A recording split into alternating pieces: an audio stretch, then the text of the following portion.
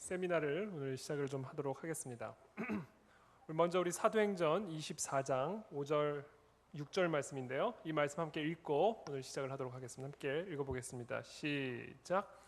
우리가 보니 이 사람은 전염병 같은 자라 천하에 흩어진 유대인을 다 소요하게 하는 자요 나사렛 이단의 우두머리라. 그가 또 성전을 더럽게 하려 함으로 우리가 잡아싸우니. 지금 이 말씀은 대제사장 아나니아가 더둘로 변호사를 대동하고 사도 바울을 끌고 벨릭스 총독 앞으로 끌고 가서 고발하고 있는 장면입니다. 지금 이 더둘로 변호사는 사도 바울을 어떤 사람으로 지금 고발을 하고 있냐면 전염병 같은 자다. 지금 사도 바울이 전하는 복음은 복음이 아니라 전염병이라는 거예요. 그래서 사도 바울은 전염병 같은 자라는 겁니다. 자, 전염병은 어떻게 해야 되죠? 죽여야 돼요. 격리해야 됩니다. 확산이 되지 못하도록 막아야 됩니다. 그러니까 지금 이 유대교적 세계관으로 봤을 때, 율법주의적 세계관으로 봤을 때 사도 바울이 전하는 그리스도 중심적인 세계관, 복음은 자신들의 세상, 자신들의 종교를 허물 수 있는 전염병 같은 존재인 겁니다. 그러면서 이렇게 얘기를 해요. 천하에 흩어진 유대인을 다 소요하게 하는 자요. 자, 사도 바울은요 소요를 일으킨 적이 없어요. 사도 바울은 복음을 전했을 뿐입니다. 근데 그 복음이 듣기 싫었던 유대인들이 막 폭동을 일으키고 소요를 일으키기 시작했어요. 근데 지금 더둘로 변호사는 사도 바울이 소요를 일으켰다 이렇게 이야기하고 있죠. 예컨대 이런 겁니다. 학교 캠퍼스에서 예수 그리스도는 당신을 사랑하십니다. 예수 그리스도는 우리의 구원자입니다라는 팻말을 들고 서 있었다고 가정을 해봅시다. 그 캠퍼스를 지나가던 한 이단 신천지 성도가 듣기 싫은 거예요. 찬양이 듣기 싫고 이 복음이 듣기 싫은 겁니다. 그럼 듣기 싫으면 그냥 지나가면 되는데 그냥 지나가지 않고 부총장실에 항의 전화를 올리기 시작하는 거예요. 캠퍼스 내에 있는 신천지 성도들 다 규합을 해가지고 항의 이메일을 보내기 시작하고 학교 게시판에 복음을 전도하는 이 행위를 규탄하는, 학교 측에서 어떤 적절한 조치를 취해달라는 요청을 계속 보내는 겁니다. 그룹을 지어가지고 총장실을 방문하기 시작하고 인터넷 언론의 힘을 받아가지고 지금 제가 하고 있는 이 전도 행위를 문제화 시켜버리는 거죠. 그래서 학교를 시끄럽게 만드는 겁니다. 자, 그러면 학교 측에서는 지금 제가 전하고 있는 이 복음이 진리냐 비진리냐는 별로 관심이 없어요. 뭐만 관심이 있어요? 학교가 조용히 되기를 바랄 뿐입니다. 그래서 학교 입장에서는요, 공공의 선, 공공의 질서라는 이름으로 저의 전도 행위를 제한하고 막을 수 있는 정당성을 부여받게 되는 거예요. 자, 이런 패턴으로 하나님의 진리가 이 세상 속에서 유포되는 것, 확산되는 것을 막아내고 있다. 그래서 요새 캠퍼스 내에서 전도하면요, 이건 제가 실제로 들은 거예요. 서울에 있는 한 시내에 있는 대학교에서 복음은 전도를 했더니 학생이 경찰을 불렀대요. 경찰을. 지금 그런 영적 패턴이 초대교회 때도 똑같아요. 똑같습니다. 그러면서 이렇게 이야기합니다. 나사렛 이단의 우두머리다. 이단이 뭐죠? 이단이 한자 특풀이가 어떻게 되죠? 달을 이자의 끝단자입니다. 그러니까 이 유대교적 세계관으로 봤을 때, 이 유대인의 관점으로 봤을 때 아브라함으로 시작을 했으면 율법으로 끝나야 되는데 아브라함으로 시작을 해서 예수 그리스도로 끝나니까 이단이라는 거예요. 지금 이것이 더둘로 변호사가 사도 바울을 벨릭스 총독 앞에서 고발하고 있는 죄목입니다. 결국 이 법정 앞에서 더둘로 변호사와 사도 바울이 충돌하고 있는데 이 충돌의 배후에는 무엇이 있는가? 더둘로 변호사가 변호하고 있는 유대교적 세계관과 사도 바울이 변호하고 있는 기독교, 그리스도 중심적, 성경적 세계관이 지금 법정 앞에서 충돌을 하고 있는 겁니다. 법정 안에서. 이해되시죠?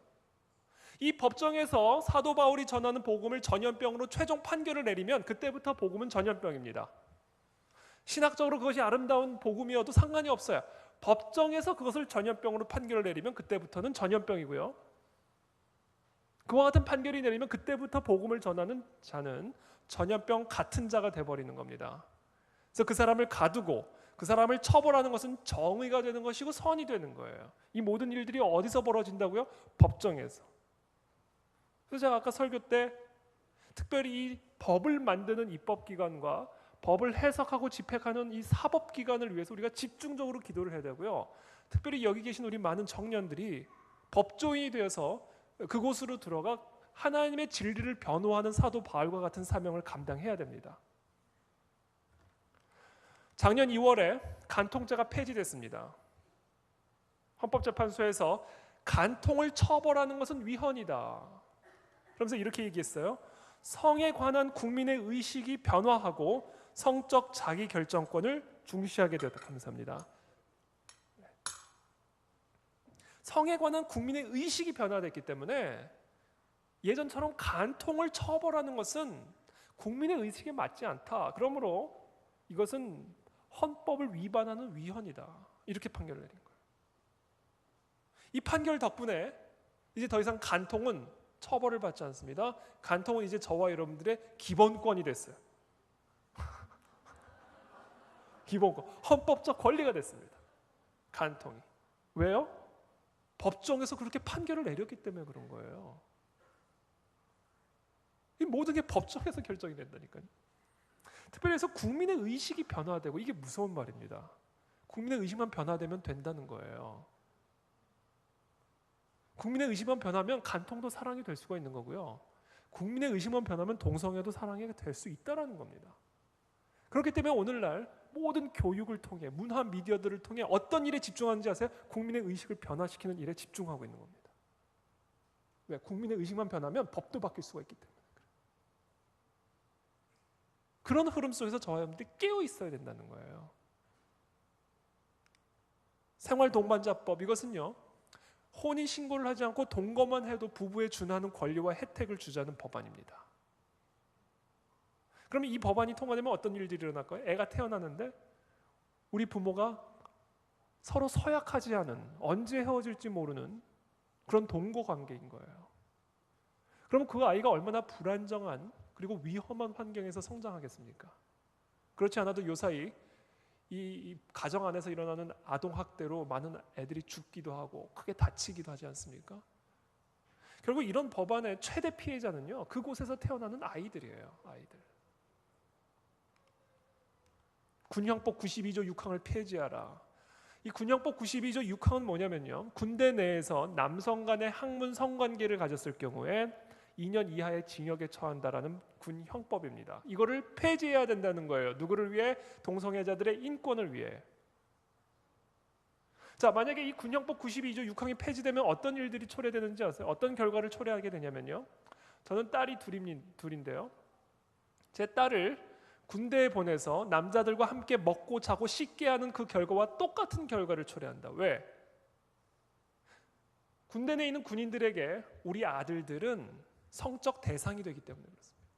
마치 남성이 여성에 대해서 성적 매력을 느끼듯이 동성애자들은 저와 여러분들의 아들들이 씻는 모습을 보면서 성적 매력을 느껴요.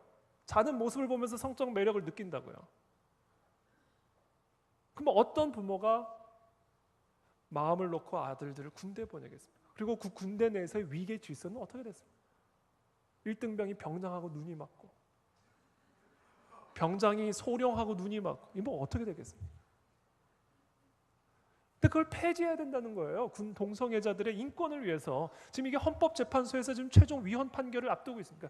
그 최종 판결을 앞두고 있습니다. 지금 5월부터 판결을 내린다고 그랬는데 계속 미루고 있어요. 판결을 내리지 않고. 헌법재판소에서 군형법 92조 6항 위헌 판결을 내리면 그때부터 군대 내에서 남성 간의 학문 성관계는 자유로운 게 되는 거예요.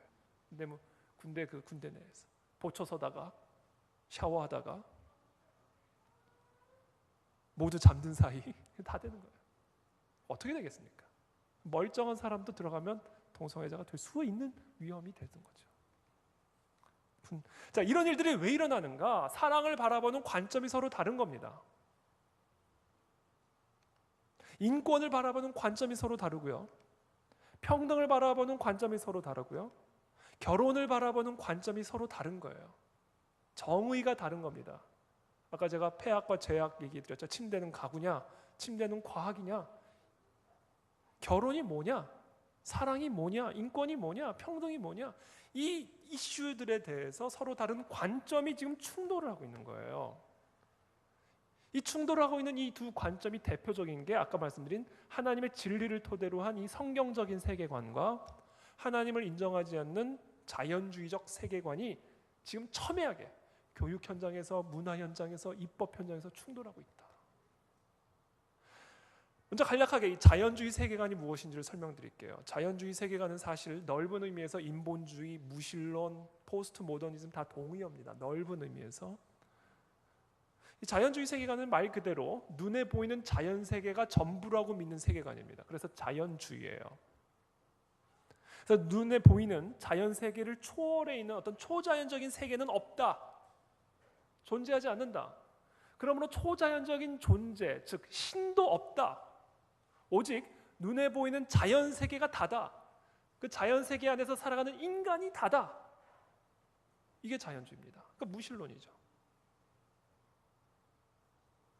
그래서 이와 같은 세계관을 믿고 따르는 사람들은요, 어떤 절대자가 인간에게 주셨다고 하는 어떤 절대적인 진리, 절대적인 선과 악을 알게 하는 기준을 제시하면 억압이라고 봐요. 억압.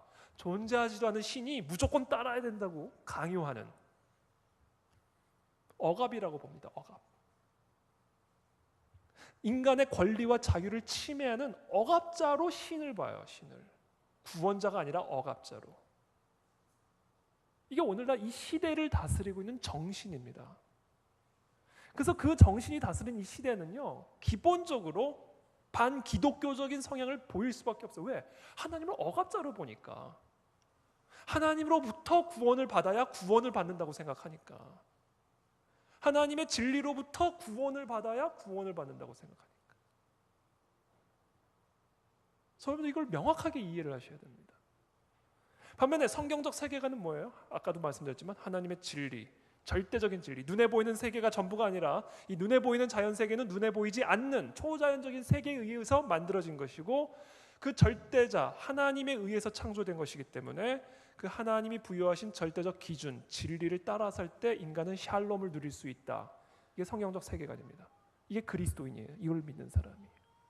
그렇기 때문에 이 양 두 세계관은 화해와 타협이 불가능합니다. 충돌할 수밖에 없어요. 하나님이 하나님이냐, 인간이 하나님의 역할을 할 것이냐. 하나님이 하나님 되는 세계관과 인간이 하나님의 역할을 대신하는 이 세계관이기 때문에 충돌할 수밖에 없다는 것이죠. 그리고 이 세계관의 충돌은요, 사실 이 사회적으로도 나타날 뿐만 아니라 근본적으로 저와 여러분들 안에서 벌어지고 있는 충돌이죠. 사도 바울이 그래서 고백한 거 아니에요? 내가 원하는 것은 이건데 죄의 사망의 법이 나를 끌어서 이쪽으로 간다. 이게 그 얘기입니다. 충돌하는 거예요, 우리 안에서도. 이게 사회적으로도 표출이 되는 거죠. 그래서 이 세계관의 전쟁을 이길 수 있는 유일한 길은 이겁니다. 내 안에서 벌어지고 있는 이 세계관의 전쟁을 이겨야 돼요. 내 안에서 이겨내야 됩니다. 우리 개인의 삶에서부터 이 하나님의 진리에 무릎을 꿇고 이 하나님의 진리가 나의 삶을 완전히 압도하도록 내어드려야 됩니다. 그래야만 이 전쟁에서 한국교회가 이겨낼 수 있다. 이와 같은 영적 전쟁은요, 태초에서부터 있었던 전쟁이에요. 함께 읽어보겠습니다. 시작.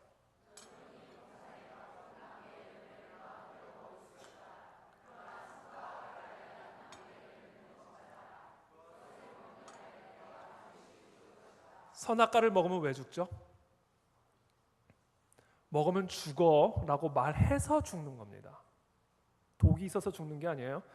먹지 마라, 먹으면 죽는다 라고 말씀하셨기 때문에 먹으면 죽는 겁니다. 이것은 무엇을 의미하는가? 얘들아, 네 눈에 보기 좋다고 먹으면 안 돼. 내가 창조한 이 세상은 내 말이 다스리는 세상이야. 그래서 이 말을 우습게 여겼다가는 죽어, 다쳐. 이거를 선포하신 겁니다. 즉 성경적 세계관을 선포하신 거예요. 네 눈에 보기에 아무리 좋아도, 네가 아무리 보기에 먹음직스러워도 내가 먹으면 죽는다라고 말한 그 말씀을 우습게 여겼다가는 죽어. 이거예요. 그러니까 이 하나님의 말씀으로 선악과를 보았을 때 먹음직스러웠을까요? 먹음직스럽지 않았을까요? 당연히 먹기 싫었을 거예요. 왜? 하나님의 진리를 토대로 보았을 때 저 선악과는요, 이뻐 보이긴 하지만 죽음을 부르는 나무기 때문에 그래요. 하나님의 말씀을 따라. 먹으면 죽는다고 그랬잖아요. 근데 어느 날 하와에게 누가 등장하죠? 마귀가 등장을 해서 속삭입니다. 그 말 뻥이야. 너 하나님처럼 될까 봐 그런 거야. 뭐를 하죠? 하나님의 말씀의 권위를 허물어 버립니다. 그 말 뻥이라는 거예요. 그러니까 여러분, 사단이요, 우리 사회와 삶 속에서 다양한 일을 하는 것처럼 보이지만 하고 있는 건 딱 하나예요. 뭔지 아세요? 하나님의 말씀을 우습게 여기게 만드는 거예요. 야, 이게 몇천 년 전에 쓰여진 책인데 이게 오늘날에도 적용이 되냐? 아니, 예수가 무리를 걷는 게 이게 말이 되냐? 부활이 말이 되냐? 과학적으로 합리적으로 생각해봐라. 하여튼 다양한 미사여구들을 동원을 해서요, 결국 궁극적으로 이루는 건 딱 하나, 이것에 대한 신뢰를 깨버리는 겁니다. 이게 마귀가 하는 일의 처음과 끝이에요. 그러므로 저와 여러분들이 이와 같은 마귀의 공격을 이겨내는 방법 역시 딱 하나입니다. 뭐만 하면 되는지 아세요? 덮어놓고 믿기만 하면, 덮어놓고 순종만 하면 돼요. 그러면 다양한 형태로 공격하는 마귀를 무조건 다 이겨낼 수가 있습니다. 짐 콜린스인가요? 이름이? 할 얘기가 많은데 패스 그냥 하겠습니다. 넘어가겠습니다. 자, 이렇단 말이에요. 그래서 결국 아담과 하와가 사단의 꼬임에 넘어가서 사단의 말을 듣고 보니 선악과를 보니까 어떻게 보여? 먹음직스러웠어요? 보암직스러웠어요. 그래서 가서 먹은 겁니다. 그래서 죽게 된 거예요. 그러니까 결국 하나님이 뭐라든 이제부터는 내가 먹고 싶으면 먹겠다는 거예요. 내가 하고 싶으면 하겠다는 거예요. 모든 선과 악을 판단하는 기준은 더 이상 하나님의 말씀이 아니라 이제 내가 판단하겠다는 겁니다. 이와 같은 기준의 타락, 관점의 타락이 성경에서 일어난 태초에 일어난 타락의 본질적인 의미고요. 바로 이 타락으로 말미암아 모든 인류가 사망의 상태에 놓여지게 된 겁니다. 그래서 궁극적으로 이 시대에서 일어나고 있는 이 영적 전쟁의 본질은 세계관의 전쟁이다. 하나님의 진리대로 갈 거냐, 아니면 인간이 원하는 대로 갈 거냐. 그것이 오늘날 우리 사회에서 특별히 이 동성애라는 이슈, 이 동성애뿐이 아니라 성윤리 영역에서 특별히 꽃을 피우고 있는 겁니다. 치열하게. 그 얘기는 좀 이따 하겠습니다. 그 결과 하나님의 진리를 토대로 한 기독교적, 성경적 윤리관과 하나님을 인정하지 않는 이런 자연주의적 또는 인본주의적 윤리관이 완전히 상반되게 되었어요. 기독교적인 윤리관에 따르면 옳고 그름의 기준이 누구죠? 하나님이에요. 그래서 절대적입니다. 하나님이 인간하고 상의해서 준 게 아니에요. 일방적으로 먹으면 죽어 라고 말씀하신 거예요. 절대적이에요. 이 절대적인 하나님의 윤리도덕적 기준을 따르는 동기는 사랑입니다. 하나님은 나를 사랑하시는 것을 내가 알고 있고, 하나님은 나에게 베스트를 주시는 분임을 알기 때문에 하나님의 말씀이 때로는 나의 자유를 제한하고 억압하는 것처럼 느껴지지만, 그럼에도 불구하고 내 몸을 쳐서 복종하는 이유는 그게 내가 살 길임을 믿기 때문에 그래요. 이게 성경적 세계관이고 윤리관입니다. 오늘 제가 목사님이 김해공항까지 와주셔가지고 편하게 왔는데요, 차도 안 막히고. 근데 이렇게 중요한 집회를 가거나 이런 중요한 약속을 갈 때 항상 길이 막힙니다. 그 약속 시간이 늦어질 때마다 나타나는 현상이 있어요. 뭔지 아세요? 제 눈앞에서 파란 신호등이 빨간 신호등으로 변하기 시작합니다. 한두 번은 봐줘요. 근데 4번, 5번 연쇄적으로 그렇게 되면요, 어떤 느낌이 드냐면요, 저 신호등이 지금 나를 핍박하는 것처럼 느껴집니다. 가야 되는데 못 가게 하니까. 그 순간 제가 저 나쁜 신호등, 나의 자유를 억압하는 저 나쁜 신호등하고 제가 휙 무시하고 가버리면 어떻게 돼요? 다쳐요. 사고가 납니다. 우리가 신호등을 지키는 이유는 신호등을 위해서 지키는 게 아니에요. 신호등을 지킬 때 그 신호등이 나를 지켜주기 때문에 그렇습니다. 이게 권위라는 거예요.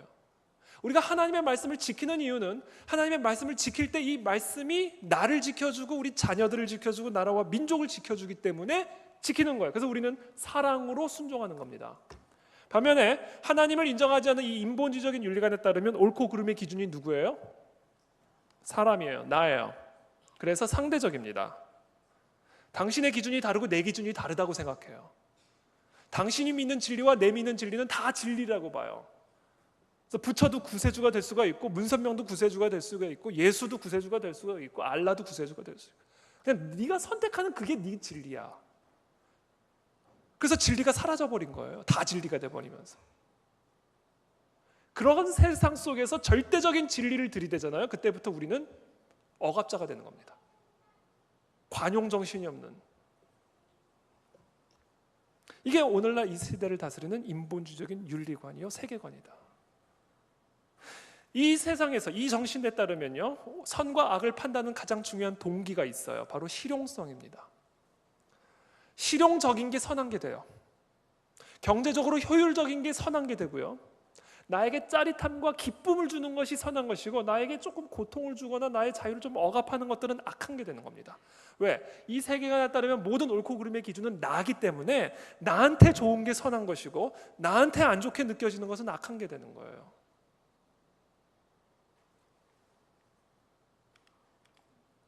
이 인본주의적인 윤리관이 오늘날 이 시대를 다스리고 있는, 그리고 교육을 통해서 우리 자녀들에게 주입이 되고 있는 윤리의 핵심이에요. 핵심. 이 생활과 윤리 교과서를 보면요, 여러분 잘 멀어서 안 보이시겠지만 제가 읽어드릴게요. 차별을 이렇게 정의를 하고 있습니다. 차별을, 우리는 서로 다른 생각과 모습을 가지고 살아간다. 이거 참인가요? 거짓인가요? 참입니다. 우리는 서로 달라요. 생각과 모습이 다릅니다. 따라서 저마다 다른 사람 사이에서 나타나는 차이는 당연하다. 이건 참인가요? 거짓인가요? 참이에요. 우리는 서로 다르기 때문에 차이가 있어요. 그런데 아무런 해도 끼치지 않은 어떤 개인의 차이에 다수의 힘이나 권력의 힘을 빌려 옳고 그름과 좋고 나쁨의 기준을 무리하게 들이대면 그것은 차별로 변하고 만다. 이건 참인가요? 거짓인가요? 이것도 참입니다. 이게 무슨 얘기냐면 이거예요. 우리는 서로 달라요. 생각과 모습들이 다릅니다. 그래서 차이가 있어요. 이 차이에 대해서 옳고 그름의 기준을 들이대거나 선과 악의 기준을 들이대면 차별이죠. 예컨대 저는 남성이고 우리 앞에 계신 분이 여성이죠. 확신이 없으신 것 같은데. 전 남성이고 여성이에요. 그래서 차이가 있어요. 이 차이에 대해서 옳고 그름의 기준을 들이대거나 선과 악의 기준을 들이대면 차별이죠. 당신은 여자니까 잘못된 거야. 왜 여자니까?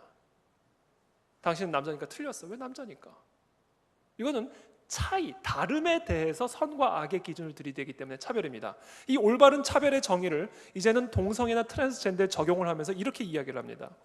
동성애자나 성전환자 등에 대한 편견과 차별은 사회 전반에 깊이 퍼져 있다. 그러나 다수와 다른 성적 성향을 가졌다고 해서 성적 소수자를 차별하는 것은 자유롭고 평등한 인격의 주체로서 모든 사람이 지니고 있는 인권을 침해하는 부당한 처사다. 얼핏 들으면 맞는 말처럼 들리지만 이 말 안에는 아주 심각한 거짓말이 녹여져 있습니다. 지금 이 교과서에 따르면 동성애나 성전환은 그냥 단순히 다른 성적 성향인 거예요. 질문하겠습니다. 동성애나 트랜스젠더가 단순히 다수와 다른 겁니까? 틀린 겁니까? 다른 거와 틀린 거는 다른 거예요. 저는 지금 여러분들의 생각을 묻는 게 아니에요. 진리를 묻는 겁니다. 뭐가 진리냐는 거예요. 여러분들의 의견은 중요하지 않아요. 동성애가 다름의 문제냐 틀림의 문제냐 여러분들의 생각을 묻는 게 아니에요. 진리를 묻는 겁니다. 동성애는 틀린 거예요. 트랜스젠더는 틀린 거예요. 참고로 동성애자나 성전환자 등, 그러니까 이 동성애나 성전환에 국한된 게 아닙니다. 성적 지향이라는 게요, 섹슈얼 오리엔테이션인데 성적 지향이 어디 가서 얘기했더니 성적을 지향하는 거냐 묻던데 그게 아니에요. 섹슈얼 오리엔테이션입니다. 이 성적 지향은요 100여 가지가 있대요. 그 중에 대표적인 게 동성애와 트랜스젠더고요. 그 외에 어떤 것들이 있는가? 11살 또는 그 이하의 어린 아이들을 상대로만 성적 매력을 느끼는 페도필리아라는 것이 있습니다. 소아성애. 기계를 볼 때마다 성적 매력을 느끼는 기계성애자가 있고요. 동물하고만 성관계를 가져야 되는 동물성애자가 있고요. 시체하고만 성관계를 갖는 시체성애자도 있습니다. 네크로필리아라고요. 그런 것들이 그냥 단순히 다수와 다른 거예요? 틀린 거예요? 틀린 겁니다. 근데 지금 이 교과서에 따르면 틀림의 범주에 있는 동성애나 트랜스젠더를 뽑아나가 인종이나 성별과 같은 다름의 범주에 집어넣고 동성애에 대해서 옳고 그름을 따지는 행위는 마치 인종이나 성별과 같은 다름에 대해서 옳고 그름을 따지는 행위와 똑같은 차별적인 행위라고 지금 가르치고 있는 겁니다. 그러니까 이런 교육을 윤리라는 이름으로 받아들여가지고 주일학교에 왔더니 전도사님이 동성애는 죄야, 이 말을 들으면 이 아이들은 어떻게 들리는지 아세요? 흑인은 열등해, 여성은 열등해. 왜? 여자니까. 왜? 흑인이니까. 랑 똑같은 범주로 받아들이는 겁니다. 왜? 이 교과서가 윤리라는 이름으로 동성애와 트랜스젠더를 틀림의 문제가 아니라 다름의 문제로 주입을 시켰기 때문에 그렇습니다. 그러니까 이 아이들이 주일학교 선생님의 가르침이라든지 목사님의 설교가 이게 뭔가 와닿지가 않는 거예요. 내가 학교에서 배운 거랑은 너무 다른 겁니다. 왠지 교회는 이상한 곳 같이 느껴지기 시작하고 하나님의 말씀이 너무 시대착오적으로 느껴지기 시작, 심지어 인권이 혐오적으로까지 느껴지기 시작하는 겁니다. 그러니까 부모 권위 아래에 있을 때는 어쩔 수 없이 교회에 나오기 시작하지만 부모의 권위를 떠나는 순간부터 교회랑도 떠나는 겁니다.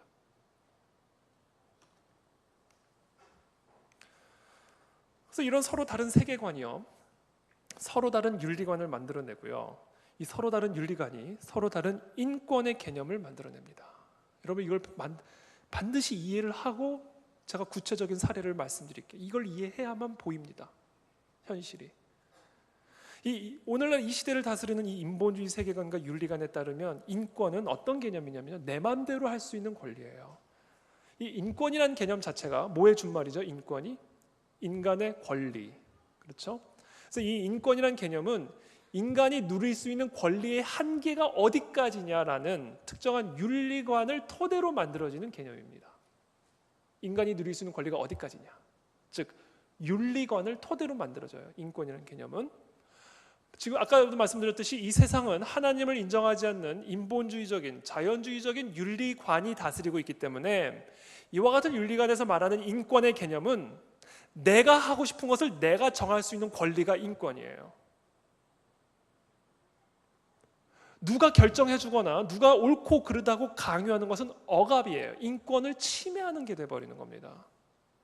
그래서 이 개념에 따르면 부모도 자녀의 인권을 침해할 수가 있게 되는 거고요, 선생님도 학생의 인권을 침해할 수가 있게 되는 것이고, 목사님도 성도의 인권을 침해할 수 있는 개념이 되는 겁니다.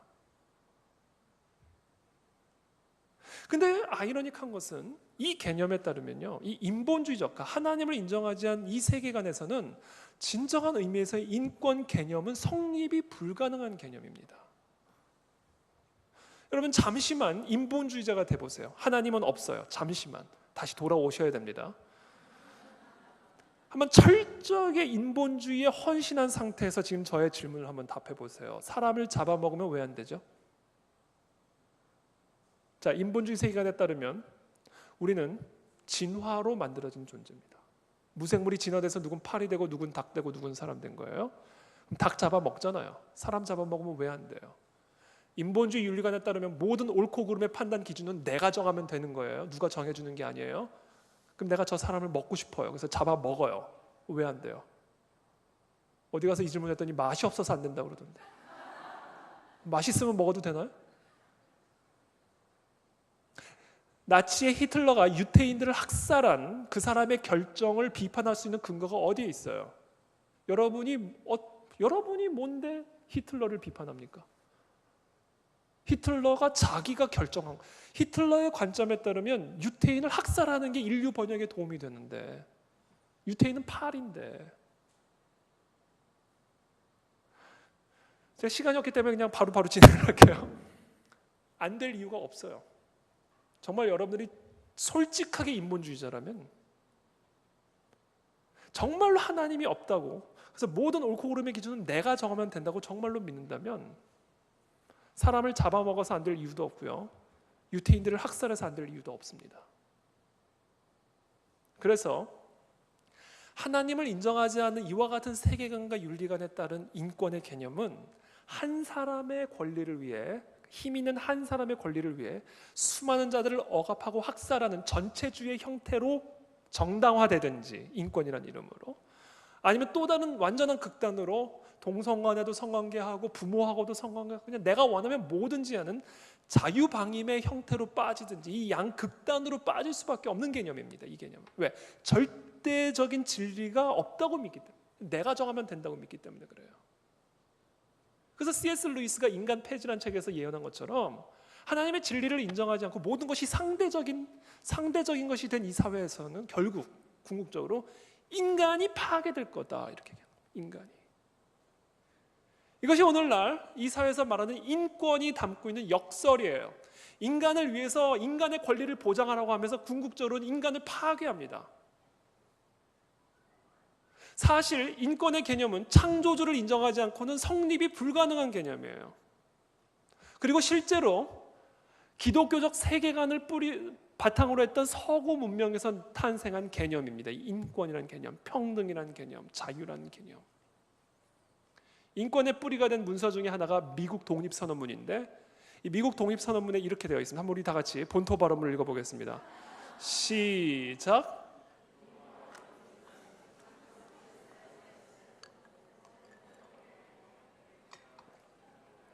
끝까지 읽으세요. 끝까지. 중도 포기하지 마시고. 네, 감사합니다. 자, self-evident하다는 거예요. 자명하다는 겁니다. 자명. 지금부터 영어 시간이에요. 자명하다. 뭐가 자명하다? All men created equal. 평등하게 창조된 게 자명하다. 왜 흑인과 백인이 평등해야 되는가? 그렇게 창조됐기 때문이에요. 그러면서 창조주, 크리에이터라는 단어를 쓰죠. 창조주로부터 부여받은 권리가 있대요. 그 권리 세 가지를 명시하는데 그 세 가지가 바로 life, liberty and the pursuit of happiness입니다. 생명권, 자유권, 행복 추구권. 이 세 가지 권리를 총칭하여 인권이라고 얘기하는 거예요. 인권. 자, 이 문서에 따르면 인권은 누가 주신 거예요? 창조주가 부여하신 겁니다. 인간의 권리라는 것은 인간이 쟁취한 게 아니에요. 창조주로부터 부여받은 권리입니다. 그래서 이 인권, 기독교 세계관에서 탄생한 서구 문명의 산물인 인권 사상에는 첫 번째, 절대성이 있어요. 왜? 창조주가 준 거기 때문에. 창조주가 줬는데 누가 함부로 뺏어요? 그래서 함부로 그 사람의 생명을 뺏어가면 안 돼요. 함부로 그 사람의 자유를 뺏어서 가두면 안 됩니다. 왜? 그 사람의 생명, 자유, 행복, 추구권은 창조주가 주신 것이기 때문에 함부로 뺏는 것은 창조주에게 범죄하는 일입니다. 그 서구 사회에서 법치주의라는 개념이 탄생할 때 법을 만들어서 왕이든 모든 사람들이 그 법 아래 다스림을 받게 만들었어요. 그래서 정당한 법적 근거나 정당한 법적 절차 없이 함부로 그 사람의 생명을 뺏거나 함부로 그 사람을 가두는 것은 철저히 금지시켰어요. 왜? 창조주가 부여한 권리를 침해하는 일이기 때문에. 절대성입니다. 두 번째, 창조주로부터 부여받은 권리이기 때문에 창조주가 부여하지 않은 권리는 인권이 아니에요. 그래서 이 인권 개념에는 제한성이 있습니다. 절대적인 동시에 제한적이에요. 창조주가 부여한 권리에 국한된 개념입니다. 마치 태초에 하나님께서 아담과 하와에게 선악과를 따먹을 수 있는 권리를 주셨어요? 안 주셨어요? 잠깐만요. 주셨어요? 안 주셨어요? 선악과를 따먹을 수 있는 권리를 안 주셨어요. 그래서 선악과를 먹는 건 인권의 문제가 아니라 타락의 문제입니다. 왜? 하나님이 주지 않은 권리를 사용했기 때문에 그래요. 인권은 부여받은 권리만 누릴 수 있는 권리. 마찬가지로 하나님께서 인간에게 동성애를 허용하셨어요? 안 하셨어요? 허용하지 않으셨어요. 그래서 동성애는 인권의 문제가 아니라 타락의 문제입니다. 물론 동성애자라는 이유 하나 때문에 때리면 돼요? 안 돼요? 너 동성애니까 좀 맞자. 그러면 돼요? 안 돼요? 왜 안 돼요? 그 사람이 동성애자이기 때문이 아니에요. 사람이기 때문에 그래요. 하나님의 형상대로 지음받은, 하나님의 권리를 받은 사람이기 때문에 그 사람이 동성애자든 이성애자든 트랜스젠더든 흑인이든 백인이든 확인종이든 그 사람을 함부로 때리거나 가두거나 죽이면 안 돼요. 그건 하나님께 죄를 짓는 일입니다. 근데 우리 사회에서 지금 동성애자의 인권 문제는 그런 문제가 아니에요. 지금 동성애자들이 주장하는 권리, 오늘날 우리 사회에서 말하는 동성애자 인권은 그런 권리의 문제가 아니에요. 동성애를 비판하는 자들을 처벌해달라는 권리입니다. 동성애는 사랑이다라고 인정해달라는 권리예요. 이거를 못하겠다는 거예요. 우리는 동성애자를 때리겠다는 게 아니라 동성애자를 가두겠다는 게 아니라 음란한 것을 사랑으로 인정 못하겠다는 겁니다. 그래서 사실 오늘날 우리 사회에서 동성애자 인권이라는 이야기는 결국 동성애자가 원하는 대로 할 수 있는 것을 법적으로 보장해주고 교육적으로 가르쳐달라는, 그리고 그것을 비판하는 것은 그들의 권리를 침해하는 거다. 그래서 동성애를 비판하는 자들을 처벌하는 것이 인권으로 지금 주장이 되고 둔갑이 되고 있는 그런 상황인 겁니다. 그래서 결국 궁극적으로 뭐냐? 저와 여러분들의 인권이 위험에 처한 상황이다.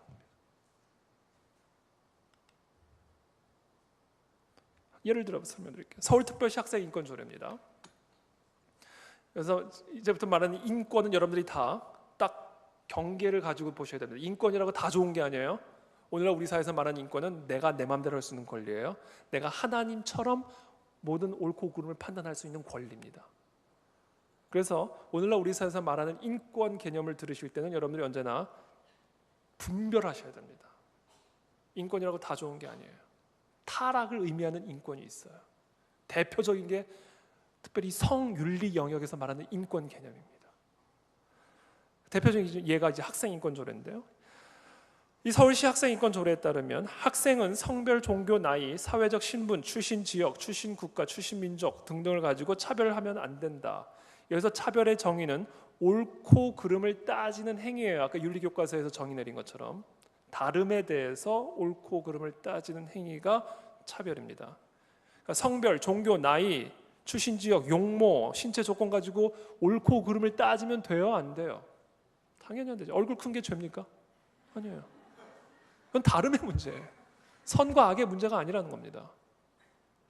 근데 이 학생 인권 조례가 문제가 되는 것은 무엇이냐? 임신 또는 출산, 성적 지향, 성별 정체성 등에 대해서 윤리적 판단을 하는 것이 차별이다라는 겁니다. 이 인권 조례에 따르면요, 중학생 여자아이가 남자친구와 성관계를 갖고 임신을 했습니다. 배가 불렀어요. 학교 선생님이 보더니 너 임신했니? 우리 학교 규칙에 의거해서 징계를 받아야 돼. 그럼 이 아이의 인권이 침해될 수 있는 소지가 되는 겁니다. 왜? 아이가 임신하고 출산한 것은 옳고 그름의 문제가 아니라 다름의 문제이기 때문에, 권리의 문제이기 때문에, 윤리의 문제가 아니라 권리의 문제이기 때문에 학생이 임신을 하고 출산하는 부분에 대해서 옳고 그름을 따지거나 그것에 입각하여 징계 조치를 내릴 경우에 학생의 인권 침해로 간주될 소지가 있게 만드는 조례입니다. 성적 지향, 성별 정체성도 마찬가지예요. 그래서 교육부에서 모든 학교, 공립학교에 이런 지침을 내렸는데 이게 보도자료입니다. 교육부 보도자료. 이 보도자료에 따르면 이렇게 되어 있어요. 학생 임신 이성 교제 이유로 징계 못한다. 학교는 학생이 임신 출산을 했거나 이성 교제를 한다는 이유로 학습권을 침해하는 징계를 내리는 것이 금지된다. 교육부는 전국 시도 교육청을 통해 일선 학교는 학생 미혼모 등의 학습권을 침해할 수 있는 학교 규칙을 개정하라고 지도해야 된다는 겁니다. 물론 학생이 임신하고 출산했다고 해서 공부할 수 있는 권리를 완전히 박탈해가지고 이 아이가 공부해야 할 나이에 공부 못하게 하는 것은 당연히 옳지 않죠. 그것은 정말 학생의 인권을 침해하는 것이 될 수 있습니다. 임신해도 공부해야죠. 출산해도 학교는 다녀야겠죠. 근데 지금 이와 같은 조례와 이와 같은 지침이 갖고 있는 문제의 본질은 임신하고 출산하는 것을 윤리의 문제가 아닌 권리의 문제로 해석하게끔 만들었다는 거예요. 혼나야죠. 징계를 받아야죠. 필요하면 정학도 받아야 됩니다. 아멘. 그래야 교정이 일어나잖아요. 사람이 교정이. 우리 아이들은요, 배우고 훈련을 받아야 됩니다. 정학을 내리는 이유가 그 아이로 하여금 영원히 공부를 못하게 하기 위한 게 아니잖아요. 그 아이가 한 행동에 대해서 책임을 지게 만드는 것 아닙니까? 근데 지금 이 모든 것들이 인권이라는 이름으로 허물어지고 있다. 이건 초등학교 가정통신문에 임신, 출산, 이성 교제 등을 이유로 퇴학, 전학, 자퇴, 권고 등 학습권 침해를 유발하는 학칙을 개정하겠다. 초등학교 가정통신문입니다.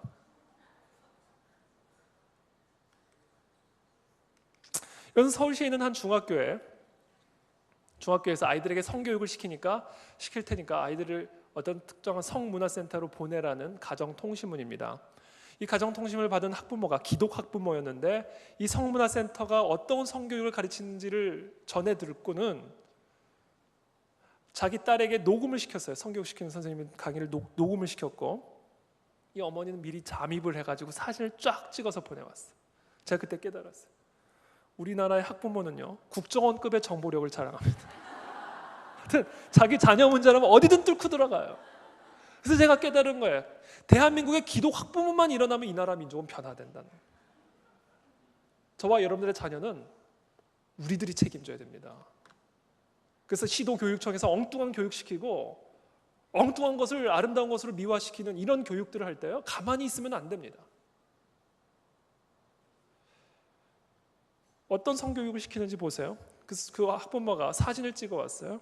이거는요 집단 성관계를 갖는 것으로 추정되는 조형물입니다. 이게 그 성문화센터에 비치되어 있던 작품이에요. 혹시 여러분들 어린 자녀들이 있으면 여러분이 적절하게 스크리닝을 해주세요. 딸딸이 욕망의 자유, 이건 자위행위를 의미합니다. 욕망의 자유다. 읽진 않겠습니다. 이게 작품으로 전시가 되어 있는 거예요. 남자 둘이 키스하는 장면을 해놓고 이 작품의 제목이 하느님이 보시기에 참 좋았더라입니다. 여러분 제가 오늘 서론에 이런 이론적인 세계관에 대한 이야기를 설교 때와 오늘 강의 서두에 말씀드린 이유는 이런 사진을 보면서 이 사진 배우에 있는 영적 실체를 볼 수 있는 눈이 있어야 돼요. 남자들이 키스하는 장면을 해놓고 하나님이 보시기에 참 좋았더라. 지금 하나님을 조롱하고 있는 겁니다. 그러니까 이런 문화 배우에서 하나님의 진리를 우습게 여기는, 하찮게 여기는 그 영적 실체가 있음을 저와 여러분들이 봐야 된다는 거예요. 성교육을 어떤 식으로 시키는지 아세요? 선생님이 이렇게 질문합니다. 얘들아, 섹스는 언제 해야 되지? 그랬더니 아이가 결혼한 다음에요. 그랬더니 선생님이 다시 반문을 합니다. 그럼 결혼 안 한 사람은 성관계를 가지면 안 되겠네? 그랬더니 황당하잖아요. 애들이 정답을 말한 게 아니라 다시 반문을 하잖아요. 선생님이. 그 기가 차서 가만히 있었어요. 그랬더니 선생님이 이렇게 얘기합니다. 얘들아, 성관계는, 섹스는 언제 하느냐가 중요한 게 아니라 어떻게 하느냐가 중요한 거야. 그러면서 이렇게 설명합니다. 너희들 어렸을 때 엄마가 너희들 목티 입히지. 목티 입힐 때 막 입기 싫어서 엄마랑 실랑이를 벌였었지. 그때 엄마가 너희들의 의지와 의견 상관없이 막 억지로 목에다 막 목티를 끼워 입히디? 안 그렇게 하잖아. 너희와 대화하면서 너희들의 마음의 준비를 기다리다가 충분한 대화를 통해 마음의 준비가 됐을 때 쏙 집어넣어주잖아. 섹스도 그렇게 하는 거야. 남자친구, 여자친구가 처음 할 때는 긴장도 되고 불안하기 때문에 충분한 대화를 통해 마음의 준비가 됐을 때 관계를 가질 때 아프지도 않고 좋은 거야. 이렇게 가르칩니다. 그래서 기본적으로요. 지금 우리나라의 성교육은 이미 서구 사회는 말할 것도 없고요. 섹스라는 것은 결혼 전까지, 결혼할 때까지 순결을 지키는 것은 비현실적인 것으로 간주를 하고 있고요. 그렇기 때문에 현실적인 성교육은 어떻게 이 아이들이 안전한 성관계를 가질 수 있도록 가르쳐주는 것인가에 집중이 되어 있습니다. 그러면서 이렇게 얘기해요. 그래서 얘들아, 섹스는 언제 하느냐가 중요한 게 아니라 어떻게 하는 게 중요한 거야. 그러면서 피임 실습 교육을 시켜주는 거예요. 그러니까 아이들이 얼마나 만족스러웠겠어요. 감상문입니다. 진짜 성교육 받았다. 그 이유는 이때까지 받아온 성교육은 무조건 안 된다라던가 나쁘다라던가 섹스라는 과정을 뺀 정자와 난자가 합쳐져 아이가 생긴다는 과학교육 같았는데 이번 성교육은 남녀뿐 아니라 동성애에 대해 여러 생각을 하게 만들고 실질적 실습까지 굉장히 만족스럽습니다. 어떤 실습을 했는지 제가 알 길이 없어요. 내가 일부분만 알고 있던 성에 관해 좀 더 직설적이고 정확하게 알 수 있어서 좋았다. 피임에 관해 콘돔을 직접 껴보는 등의 체험, 안전한 피임법에 관해 잘 배웠고 즐거운 시간이었다. 당연히 즐거웠겠죠. 이것을 배우고 나면 아이들이 어떻게 해보고 싶을 거 아니에요. 옳고 그름의 문제가 아니라고 배웠고 윤리의 문제가 아닌 권리의 문제라고 배웠고 언제 하느냐가 중요한 게 아니라 어떻게 하느냐가 중요한 것인 것을 배웠고 더 나아가 피임 실습 교육까지 받았으니 이제는 써먹어봐야 될 것 아닙니까? 그러니까 지금 우리 아이들에게 이 성교육, 혼전 순결의 개념 자체가 급격하게 사라져요. 그리스도인과 비그리스도인이 차이가 안 나요. 통계에 따르면. 심각한 문제입니다.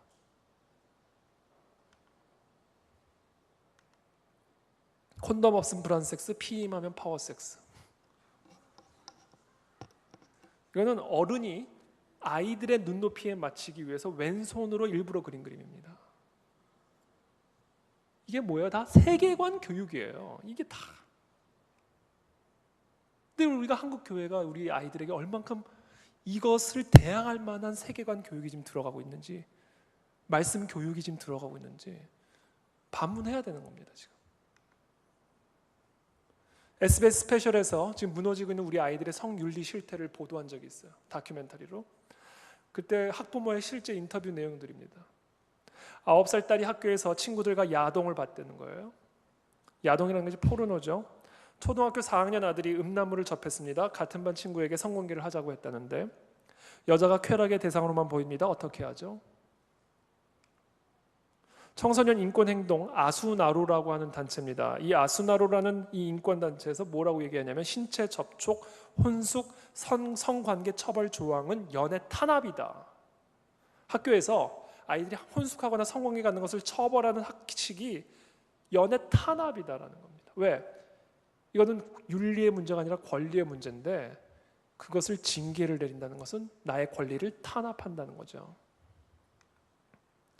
을지대학교 한 간호학과 교수가 성 경험이 있는 중학생 아이들을 상대로 설문조사를 내렸습니다. 첫 경험이 언제인지, 성 경험이 있는 중학생 아이들 가운데 그들이 첫 성관계를 언제 가졌는지를 질문했더니 응답자 가운데 남학교 중학생의, 그러니까 남자 중학생의 63.7%, 여중생의 56.2%가 중학교 입학 전이라고 대답을 했습니다. 그러니까 지금 우리나라의 초등학교 아이들이 실제로 지금 성관계를 갖고 있어요. 실제로. 그러면서 이 간호학과 교수가 대책으로 이야기한 게 뭔지 아세요? 대책? 피임 교육의 조기 실시가 절실하다.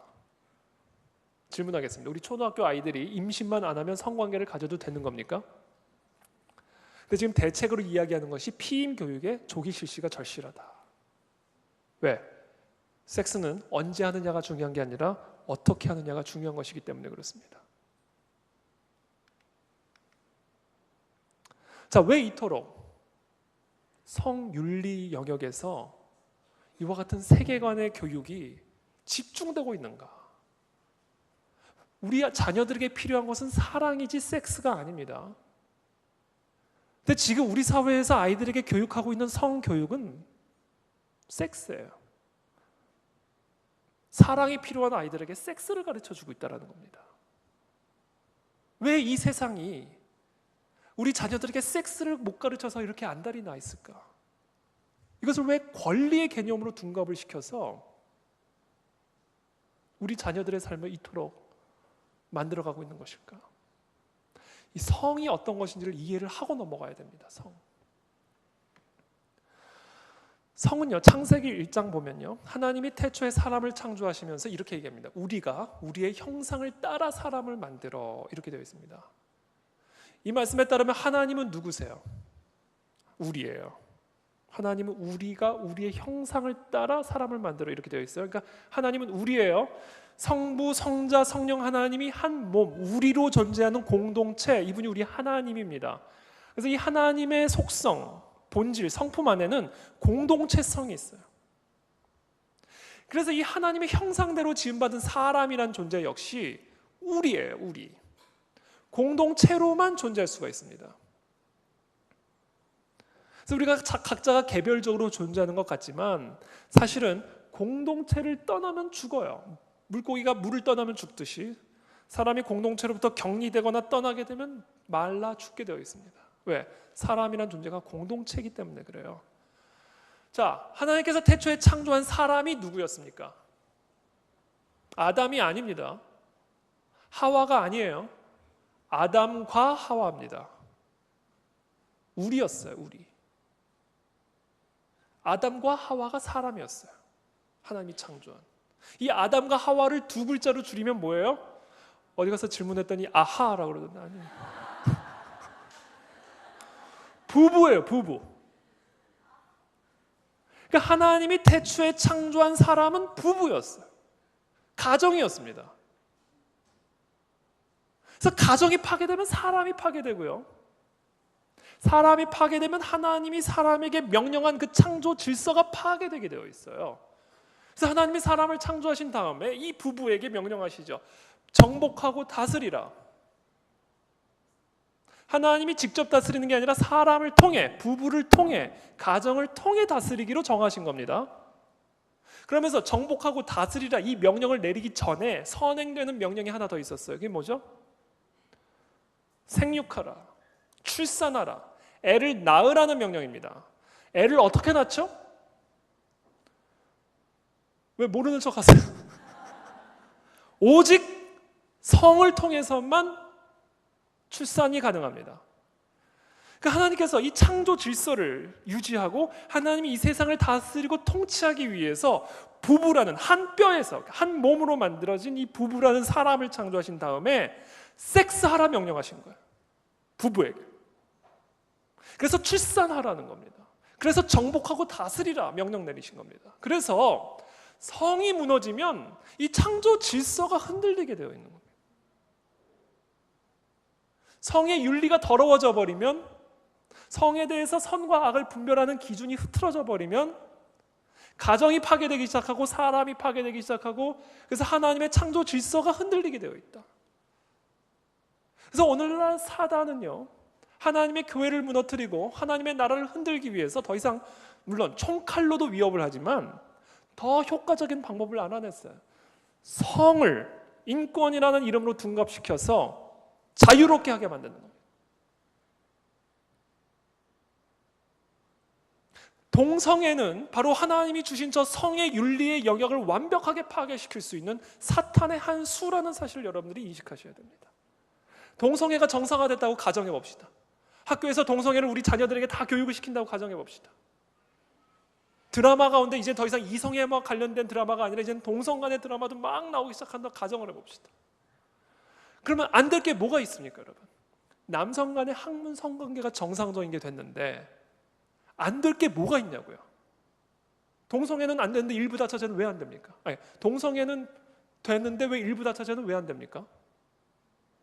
동성 간의 성관계는 허용하면서 왜 소아 성애자들은 차별하십니까? 그러니까 동성애가 정상화가 되면요, 연쇄적으로 기본적으로 성윤리라는 개념이 다 사라져버리게 되는 거예요. 다 권리가 되는 겁니다. 그래서 저 성윤리의 파괴는 사탄의 한 수고요. 저 성윤리를 가장 확실하게 파괴시킬 수 있는 것이 동성애를 사랑으로 둔갑시키는 겁니다. 동성애를 인간의 권리로 둔갑시키는 거예요. 이것을 저와 여러분들이 봐야 되는 겁니다.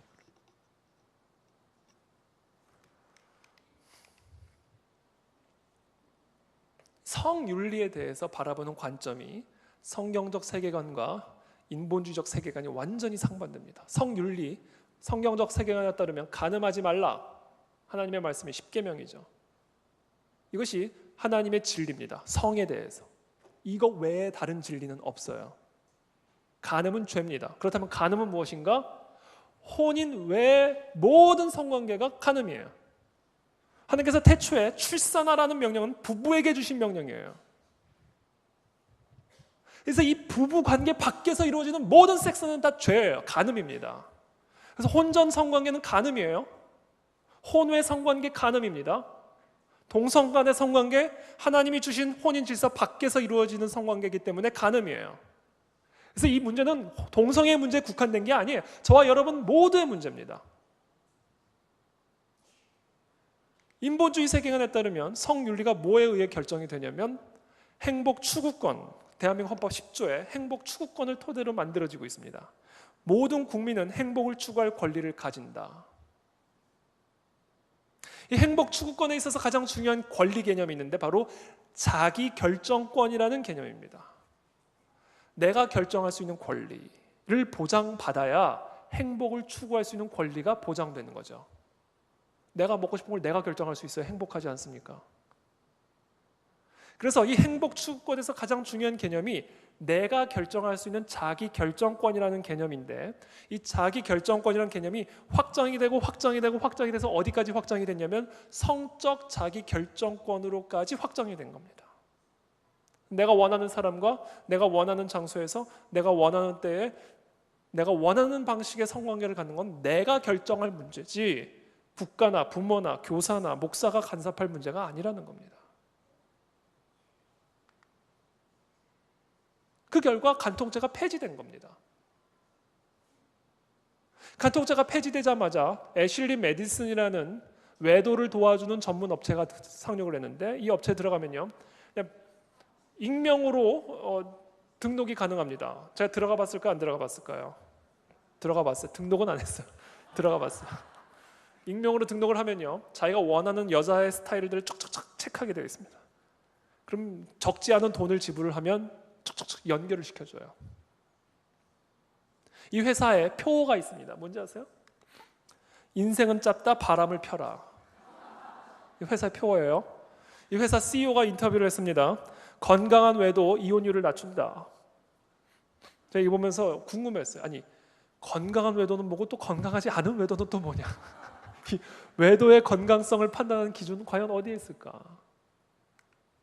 동성결혼 문제, 아까 제가 얘기한 생활동반자부, 이 모든 것들이 행복 추구권의 기본이 되는 자기 결정권이라는 개념이 오늘날 인본주의 세계관에 의해 타락하면서 성적 자기 결정권으로까지 한계를 넘어가 버린 겁니다.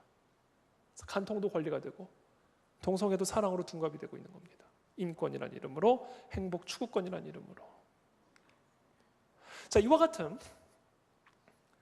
이런 흐름들, 문화적, 시대적, 정책적, 제도적 흐름 배후에 계속해서 얘기하지만 사상이 있고 세계관이 있는 거예요.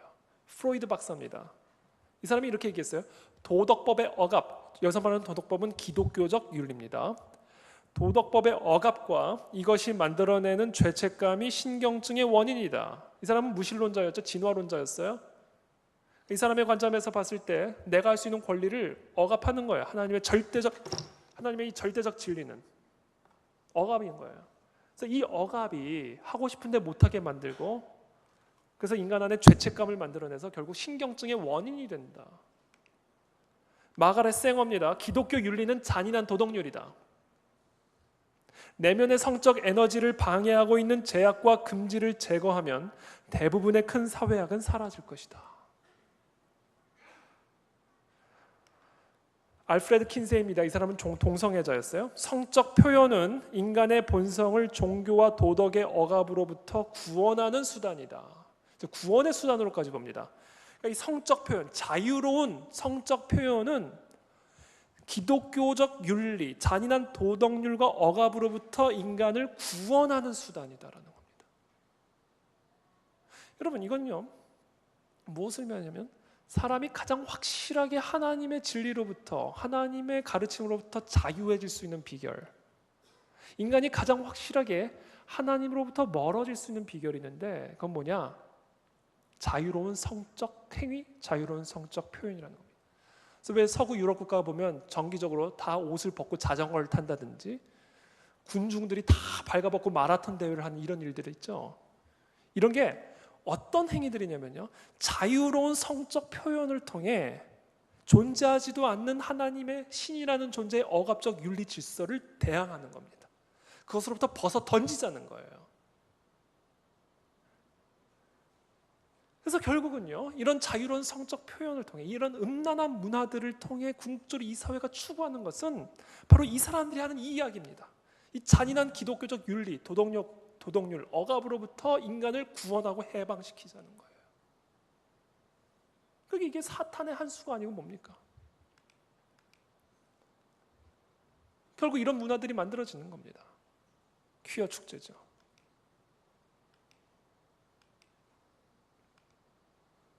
이게 문화입니까? 음란이죠. 근데 이런 행위들을 통해 존재하지도 않는 기독교적 억압적인 윤리로부터 해방하자. 구원받자, 자유해지자. 이거는요 음란부채라는 건데요 이게 손가락을 집어넣으면 남성의 성기처럼 나오고요 집어넣으면 남성의 항문에 성기가 삽입되는 것처럼 보이게 만드는 음란부채입니다. 이걸 시청 앞에서 팔았어요. 퀴어 축제 때. 지금부터는 조금 우리 아이들, 어린 자녀들은 좀 스크리닝을 해주세요. 남성의 성기와 여성의 성기 모양을 본딴 수제 쿠키입니다. 2,000원짜리. 이걸 시청 광장 앞에서 팔았어요. 퀴어 축제 때. 이게 문화입니까? 여성의 성기 모양을 본다는 수제 쿠키입니다. 이것을 아이들에게 팔고 아이들에게 먹고 빨게 했다니까요. 시청 광장에서. 실제로 아이들에게. 이건 문화가 아니죠. 자, 이런 자유로운 성적 표현 배후에 바로 지금 아까 프로이드가 얘기한, 마가렛 쌩어가 얘기한 잔인한 이 하나님의 도덕적 굴레로부터 벗어나자라는 하나님에 대한 도전이요, 해방을 지금 표현하고 있는 것입니다. 오늘날 제가 조금만 더 하겠습니다. 조금만 더. 우리 사회에서 말하고 있는 이 문화를 통해서, 특별히 동성애에 대해서 말하고 있는 3대 핵심 교육이 있습니다. 동성애는 타고나는 것이다라는 교육이에요. 동성애는 정신질환이 아니라 사랑이라는 교육입니다. 세 번째, 동성애와 에이즈는 아무런 관련이 없다라는 교육입니다. 지금 이 세 가지가 모든 교과서, 언론, 미디어, 정책 속에서 우리 국민들을 상대로 주입시키고 있는 핵심적인 메시지입니다. 이 세 가지 교육은요, 거짓말이에요. 다 거짓말입니다. 동성애 타고나는 것 아니에요. 왜 이 사람들이 이토록 동성애가 선천적이다라고 주장하냐면, 동성애의 선천성을 확보해야 동성애의 윤리적인 문제를 회피할 수 있기 때문에 그렇습니다. 타고났는데 어쩌란 말이냐 이거예요. 죽으란 말이냐. 동성애를 비판한 너희들은 정말 잔인하다 이겁니다. 타고났는데. 그래서 이분들은 동성애의 선천성을 어떤 왜곡과 거짓도 서슴지 않고 확보해야 되는 겁니다. 거짓말이에요 저거. 선천적인 거 아닙니다. 1993년에 간단하게만 짚고 넘어갈게요. 딘 해머라는 동성애자가 있었는데, 이 사람이 사이언스지에 논문을 발표합니다. XQ28이라는 동성애를 유발시키는 유전자를 발견했다. 사이언스지에 이 논문이 기고되면서 대서특필, 전 세계에서 드디어 동성애를 유발시키는 유전자, 선천성을 입증했다. 그래서 일반 대중들이 이때부터 동성애는 선천적인 것이라고 생각하게 되었습니다. 근데 정확하게 6년 후에 라이스라는 학자가 다시 연구했더니 XQ28은 동성애와 아무런 상관이 없는 유전자였어요. 2005년에 무스탄스키가 또 연구를 했어요. 동성애를 유발시키는 유전자는 없었어요. 2010년에 라마고파란 또 연구했습니다. 모든 염색체를 통틀어 조사를 해봤더니 동성애를 유발시키는 유전자는 발견되지 않았어요. 동성애는 선천적인 게 아닙니다. 특별히 만약에 동성애가 유전적인 것이라면 이 일란성 쌍둥이가 같은 유전자를 가지고 있기 때문에, 한 수정란에서 나오잖아요. 그래서 얼굴도 같지 않습니까? 그래서 만약에 동성애가 선천적이고 유전적인 것이라면, 만약에 한 아이가 동성애자가 되면 또 다른 쌍둥이도 반드시 동성애자가 돼야만 합니다. 만약에 유전자 때문이라면. 근데 조사를 해봤더니 이들이 일란성 쌍둥이가 동성애 일치하는 비율이 10% 안팎밖에 안 돼요. 이것은 무엇을 의미하는가? 동성애는 유전자 때문이 아님을 가장 명확하게 입증하는 겁니다. 만약에 유전자 때문이면 100%가 돼야죠. 한 유전자로 태어났는데. 특별히 동성애자들은 동성 간의 성관계를 갖기 때문에 아이를 못 낳아요. 근데 어떻게 유전을 시킵니까? 애를 낳아야 유전을 시키죠. 애 안 낳고 어떻게 유전을 시켜요? 거짓말이에요. 동성애는 유전적이라는 말. 이것은 동성애자들의 말이기도 합니다. 동성애자였다가 탈동성애한 사람들이 이구동성으로 하는 이야기예요. 선천적이라고 느낄 만큼 강력하지만 결코 이건 선천적인 게 아니었다.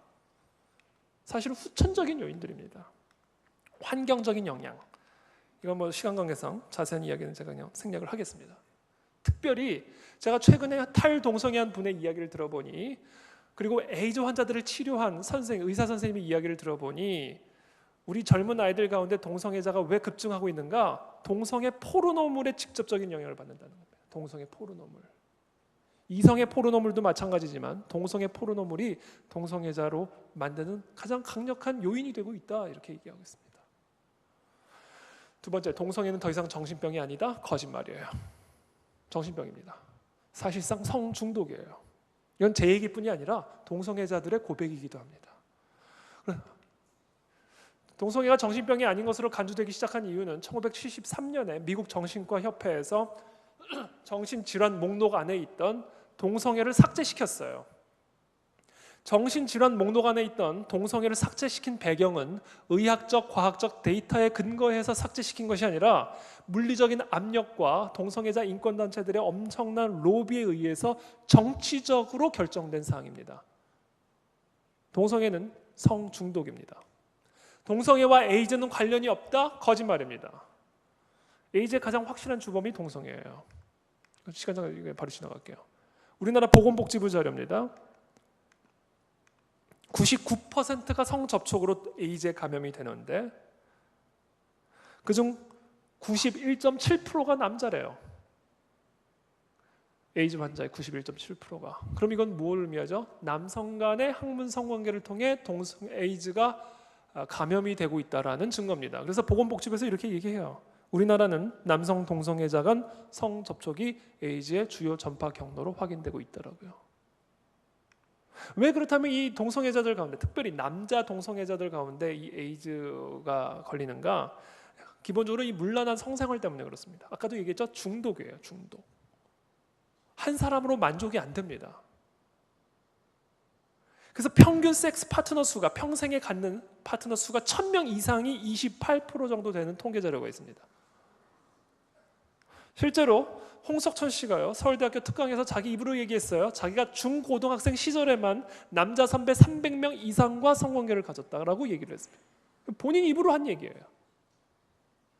기본적으로 문란합니다. 그렇기 때문에 다양한 형태의 성적 질병에 노출이 되고요. 특별히 동성애, 에이즈에 취약할 수밖에 없는 그런 상황이라는 거죠. 그렇다면 이걸 왜 보도가 안 되는가? 이게 보도가 안 되고 있어요. 가장 핵심적인 이유가 국가인권위원회 때문입니다. 국가인권위원회가 2011년에 언론보도준칙협약을 맺었어요. 한국기자협회하고. 바로 이겁니다. 언론은 성적 소수자에 대해 호기심이나 배척의 시선으로 접근하지 않는다. 언론은 성적 소수자를 특정 질환이나 사회적 병리 현상과 연결짓지 않는다. 에이즈 등 특정 질환이나 성매매, 마약 등 사회 병리 현상과 연결짓는 표현을 하지 않는다. 우리나라 언론이 그리고 우리나라 교과서에서 동성애와 에이즈의 연관성을 전혀 가르치지 않고 보도하지 않은 이유는 뭔지 아세요? 동성애자들에게 수치심을 유발하기 때문입니다. 동성애자들의 인권을 위해서 보도하지 않는 거예요. 제가 작년에 JTBC에서 김조광수 씨하고 1:1 토론을 녹화한 적이 있습니다. 녹화라 기본적으로 미리 이 질문지를 보내왔어요, 작가가. 그래서 제가 그 질문지에 답을 달아서 달라고 그러길래 이 동성애와 에이즈의 연관성에 대한 내용들을 포함을 해서 보냈습니다. 그랬더니 이 작가가 전화가 왔어요. 변호사님, 아무리 동성애와 에이즈의 연관성에 대해 설명하셔도 다 편집될 겁니다. 그러는 거예요. 그래서 왜요? 그랬더니 이 국가인권위원회와 한국기자협회가 맺은 언론 보도 준칙 때문이라고 이야기를 하더라고요. 그래서 제가 황당하기도 하고 화가 나기도 했습니다. 나는 언론인도 아니고 내가 지금 기자도 아니고 일개 시민으로서 토론회에 나가 동성애와 에이즈의 연관성을 사회적 근거 데이터에 입각하여 설명하겠다는데 그것도 못하게 하냐. 그건 나의 표현의 자유, 사상과 비판의 자유, 언론의 자유를 침해하는 행위다. 결국 다 삭제됐습니다. 그 결과 어떤 일들이 일어났는가? 지금 우리 아이들은 동성애는 사랑으로 배우고 있고요. 학교에서 언론을 통해, 미디어를 통해. 그리고 동성애와 에이즈는 아무런 상관이 없는 것으로 배웁니다.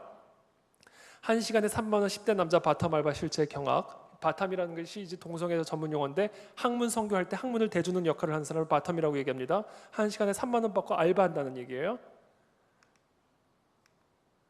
탑입니다. 바텀을 구합니다. 여기 틱톡 아이디가 있습니다. 이거 치면 바로 연결되는 거예요. 지금 우리 자녀들이요, 그냥 치면 바로 연결이 되는 거예요, 이 사람들하고. 지금 이게 지금 이거는 좀 그런데 국민일보에서 보도된 내용인데요. 앱이 있습니다. 앱. 동성애자들의 앱이 있어요. 누구나 다운받을 수 있습니다. 그 앱을 다운을 받으면요, 근처에 있는 동성애자들이 다 연결이 돼요. 몇백 미터 반경에 누구 있다, 사진 다 나오고요. 자기가 원하는 스타일, 사이즈 떡떡 명시를 하면 쪽지를 서로 주고받으면서 언제든지 그 번개를 통해 성적 만남을 갖게 되는 겁니다. 국민일보의 한 기자가 이 앱에 신청을 해가지고요, 그 실태를 쫙 보도를 하기 시작했어요. 어떤 일이 일어나는지 아세요?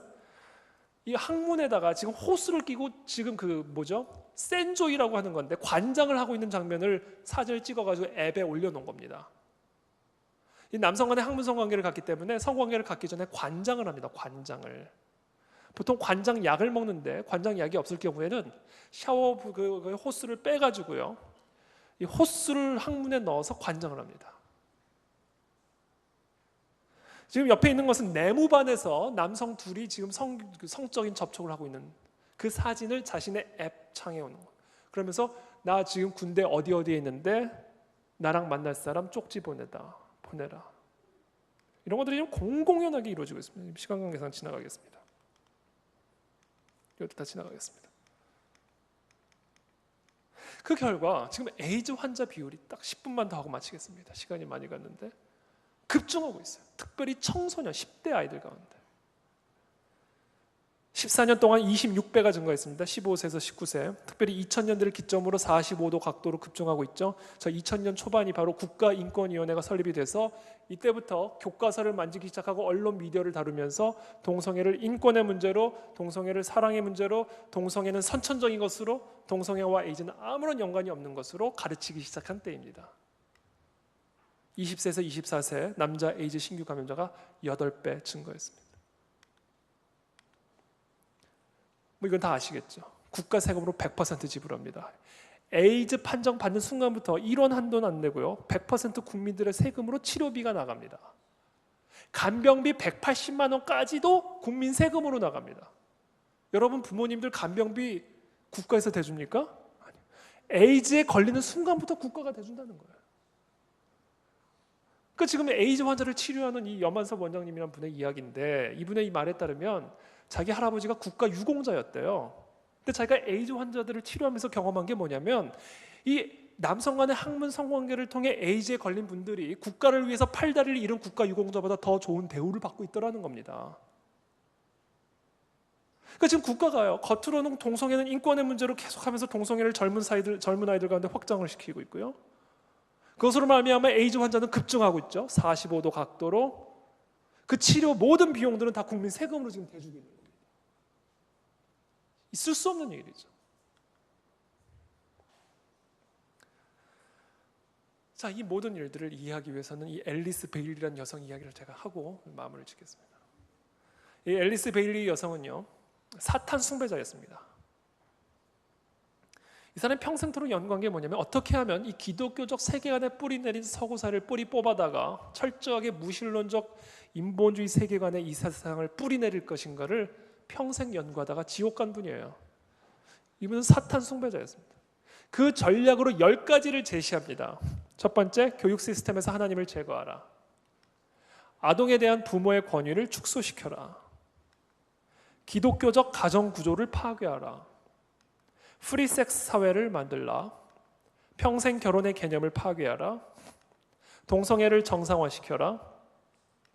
예술의 품격을 떨어뜨려라. 미디어로 사고방식을 바꿔라. 종교 통합 운동을 일으키라. 10번째가 뭔지 아세요? 위에 이 모든 사항들을 다 법제화하라입니다. 이것을 법제화한 것이 차별금지 법안입니다. 이 차별금지 법안이 통과되면 그때부터 복음은 전염병이 되는 거고요, 복음을 전하는 저와 여러분들은 전염병 같은 자가 되는 것이고요, 그래서 전염병 같은 저와 여러분들을 처벌하고 가두는 것은 정의가 되는 겁니다. 이게 차별금지 법안이에요. 2007년도부터인가 계속 이것이 입법 발의가 되었는데 계속 막아왔어요. 너무나 다행스럽게. 근데 계속 이것을 추진할 겁니다. 차별금지 법안의 문제가 되는 건 다른 것 때문이 아니에요. 종교, 성적 지향, 성별 정체성, 이런 것에 대해서 존엄성을 해치거나 수치심, 모욕감, 두려움을 야기하거나 적대적, 위협적, 모욕적인 분위기를 조성한 등의 방법으로 신체적, 정신적 고통을 주는 일체 행위가 차별적인 행위로 규정이 되어 있고요, 이와 같은 행위를 했을 경우에 민사 손해배상은 물론이고요, 2년 이하의 징역에 처하게 만든 법이 차별금지법입니다. 자, 이 법은요, 예컨대 이런 겁니다. 종교, 예수 그리스도 외에는 구원을 얻을 만한 다른 이름은 없다라는 말을 들은 한 신천지 성도가 그럼 뭐야? 나는 지옥 간다는 말이야? 지금 내가 믿고 따르는 우리 이단 교주님은 다 거짓말쟁이란 말이야? 나 지금 모욕감을 느꼈어. 나 지금 두려움을 느꼈어. 나 지금 수치심 느꼈어. 고발할 거야. 그러면 지금 저의 전도 행위는 전염병 같은 행위로 규정되어서 처벌을 받을 수가 있습니다. 차별 행위로. 동성애는 죄야. 동성애는 죄입니다. 설교했어요. 그 설교를 들은 동성애자가 나 지금 모욕감 느꼈어. 두려움을 느끼고 수치심을 느꼈어. 고발할 거야. 그럼 지금 저의 설교는 차별 행위가 되는 거예요. 설교가 아니라 처벌을 받을 수가 있습니다. 이 차별금지법안이 통과된 대한민국 미래의 모습을 보려면 이 차별금지법이 통과된 서구 국가의 현실을 보면 됩니다. 영국 사례 간략하게 보여드릴게요. 영국 판사입니다. 아이는 아빠, 엄마 밑에서 성장할 때 가장 행복하게 성장할 수 있다라고 판결을 내렸더니 영국의 최고 법원의 판사가 당신은 지금 동성애자들을 차별하는 종교적 선입견에 입각한 판결을 내렸으므로 징계를 받아야 됩니다. 재교육 받고 오십시오. 징계받았어요. 지금 당신은 전염병, 기독교라는 억압적인 도덕률에 물들어진 전염병에 들였으니까 이거 씻고 다시 오라는 겁니다. 이런 분들은 영국 법조 사회에서 출세하기는 끓는 겁니다. 전염병자이기 때문에 그래요. 토니 미아노라는 미국 경찰인데요. 영국으로 건너서 순회 전도단을 만들어서 런던 거리에서 전도를 하기 시작했습니다. 실제 장면이에요. 마침 이 거리에서 성적인 죄에 대해서 설교를 하기 시작했어요. 그래서 예수 그리스도의 보혈로 죄 사함을 받아야 된다라는 설교를 하기 시작했는데 길을 지나가는 한 여성이 소리를 지르기 시작했습니다. 말하지 마, 시끄러. 우리 아들이 동성애자란 말이야. 소요를 일으키기 시작했어요. 경찰을 불렀습니다. 누구를 잡아갔을까요? 목사님을 체포하고 있는 실제 장면입니다. 지금 누가 소요를 일으켰죠? 그 여성이 소요를 일으켰습니다. 그런데 지금 누구를 잡아가죠? 목사님을 잡아갑니다. 이분을 체포한 죄명이 소요죄입니다. Breach of Peace. 그러니까 지금 제가 오늘 강의 서두에 더들로 변호사가 사도 바울을 전염병 같은 자 이단의 우두머리로 고발하면서 소요를 일으키는 죄목으로 고발하는 그 장면이 차별금지라는 이름으로 똑같이 이루어지고 있는 겁니다. 그래서 마이클 나지르 알리라는 성공의 영국의 대표적인 지도자가 이렇게 이야기하는 겁니다. 기독교인들은 이제 신앙으로 인해 직장에서 해고되고 전문가 집단에서 제명되고 대중적 인기를 잃는 등의 대가를 치르고 있다. 이러한 고용의 기회나 공공의 영역에서 활동할 권리의 제한은 박해의 시작을 의미한다. 지금 이 시대적인 흐름, 이런 영적인 흐름, 차별금지라는 이름으로 동성애가 인권이라는 문제의 이름으로 이 시대가 흐르는 이 칼날의 끝이 궁극적으로 어디를 향하고 있다? 교회를 향하고 있는 겁니다.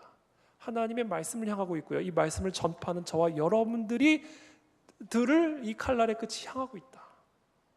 왜? 기본적으로 이 세상을 다스리는 정신이 하나님의 진리를 억압적인 것, 하나님은 존재하지 않는 분으로 인정하고 있기 때문이다. 이 미국 사례만 말씀드리고 오늘 강의를 마치겠습니다. 오레곤주에 사는 클레인 부부입니다. 멜리사 클레인이라는 부부인데 아주 신실한 기독교인이에요. 근데 어느 날 항상 이 집에서 빵을 사가던 레즈비언 단골 손님이 있었습니다. 이 레즈비언 단골 손님이 와서는 이제 내가 레즈비언 다른 커플과 결혼을 하는데 이 동성 결혼식에 케이크를 제작해다오 의뢰를 했더니 이 멜리사 클레인이 나는 아주 신실한 기독교인으로서 동성 결혼식을 인정할 수 없습니다. 미안하지만 당신에게 나는 항상 빵을 팔아왔고 당신은 나의 너무 귀한 단골 손님이지만 동성 결혼식에 케이크를 내가 제작해 줄 수는 없습니다. 미안하지만 다른 데 가서 구입하십시오. 딴 데 가서 사면 되잖아요. 근데 어디로 갔을까요? 고발하러 갔습니다. 그러면서 고발당해가지고 너무 슬퍼서 울고 있는 장면인데요. 13만 5천 불의 손해배상액을 청구합니다. 1억 5천만 원이에요. 이 빵집 이 부부에게 1억 5천만 원의 손해배상액을 청구를 하면서 오레곤주 노동청에 178가지의 자신이 입은 손해를 나열을 합니다. 소장에. 이 178가지의 손해에 대한 배상액으로 1억 5천만 원을 지불하라는 소장을 제기한 거예요. 그 178가지의 손해가 어떤 것들이었는지 아세요? 이 사람이 나에게 빵을 파는 것, 이 케이크를 파는 것을 거부함으로 말미암아 나타나기 시작한 소화 불량 증상, 고혈압 증상, 퇴근 후에 피곤해지는 증상, 다시 시작된 음주 및 흡연 습관, 인간 관계에서의 자신감 결여의 문제, 이런 것들 178가지를 나열해 놓고요. 1억 5천만 원 손해배상을 청구했어요. 그리고 오레곤주 노동청에서 최종 확정 판결을 내려서 파산했습니다. 벌 받아 마땅한 사람들인 거예요, 이 사람들은. 이것이 지금 차별금지법이 통과된 서구 국가의 현실이에요. 그래서 이제 교회가 다 문을 닫기 시작했습니다. 다 교회를 떠나기 시작한 거예요. 교회에서 가르치는 진리가 뭔가 안 맞고 그것대로 살려면 처벌을 감수해야 되고 교회를 떠나기 시작하는 거예요. 그러므로 결론적으로 이제 이런 시대 속에서 우리가 어떻게 살아가야 될 것인가? 오늘 하박국 2장 아까 말씀 그 한번 마지막으로 읽고 마치겠습니다. 하박국서 한번 다 펴보시죠. 2장.